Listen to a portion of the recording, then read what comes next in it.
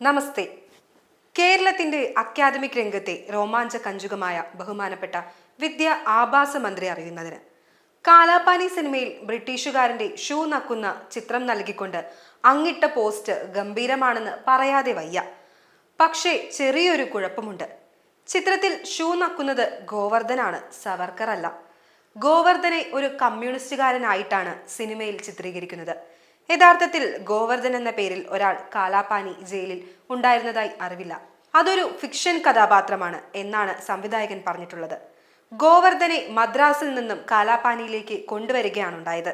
Railway പാലത്തിൽ bomb വെച്ച് തകർത്തത് ഗോവർദ്ധന്റെ കൂട്ടുകാരായിരുന്നു. മാത്രമല്ല, ക്രൈം സീനിൽ അത് തടയാൻ വേണ്ടിയിട്ടാണെങ്കിലും ഗോവർദ്ധൻ എത്തുന്നുണ്ട്. ഇതൊരു കുട്ടി കണ്ടിട്ട് സാക്ഷി പറഞ്ഞതിനാലാണ് ഗോവർദ്ധനെ അറസ്റ്റ് ചെയ്യുന്നത്. ബോംബ് വെക്കുന്ന സീനിൽ പറയുന്നുണ്ട്, ഗൗതം ഘോഷ് പറഞ്ഞിട്ടാണ് ഞങ്ങൾ ഇത് ചെയ്യുന്നത്. ഗൗതം ഘോഷ് എന്നൊരു വിപ്ലവകാരി ഉണ്ടായിരുന്നതായി ഓർക്കുന്നില്ല. എന്നാൽ അക്കാലത്ത് ഘോഷ് എന്ന പേരിൽ പ്രസിദ്ധരായ രണ്ട് വിപ്ലവകാരികൾ ഉണ്ടായിരുന്നു. ഒന്ന് അജോയ് കുമാർ ഘോഷ്. 1909 ഫെബ്രുവരി 20 മുതൽ 1962 ജനുവരി 13 കാലഘട്ടങ്ങളിൽ സ്വാതന്ത്ര്യ സമര സേനാനിയും കമ്മ്യൂണിസ്റ്റ് പാർട്ടിയിലെ പ്രമുഖ നേതാവുമായിരുന്നു അദ്ദേഹം.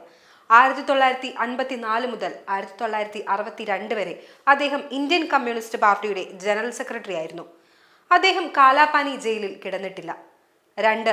സവർക്കറോടൊപ്പം ജയിലിൽ കിടന്ന വേറൊരു ഘോഷുമുണ്ട്. ആലിപ്പൂർ ബോംബ് കേസിലെ പ്രതിയായ ബരിൻ ഘോഷിനെ വിനായക് ദാമോദർ സവർക്കറിന്റെ ചേംബറിന് സമീപമായിരുന്നു പാർപ്പിച്ചിരുന്നത്. 1915 അദ്ദേഹം ജയിലിൽ നിന്ന് ചാടുകയും ചെയ്തിരുന്നു.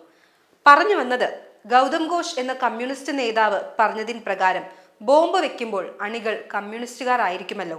അപ്പോ പിന്നെ ഗോവർദ്ധൻ എന്ന സഖാവ് ചെരുപ്പ് നക്കിയതിൽ സ്വാഭാവികം.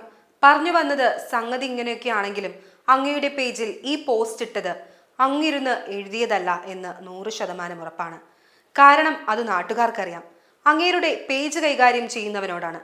നാട്ടുകാരുടെ മുഴുവൻ തെറിയും വാങ്ങിക്കൂട്ടിയിട്ടുണ്ടല്ലോ. നിങ്ങൾക്ക് അയാളോട് വല്ല മുൻവൈരാഗ്യവും വല്ലതുമുണ്ടോ? ഒരു മന്ത്രിയുടെ നിലവാരം കഷ്ടം.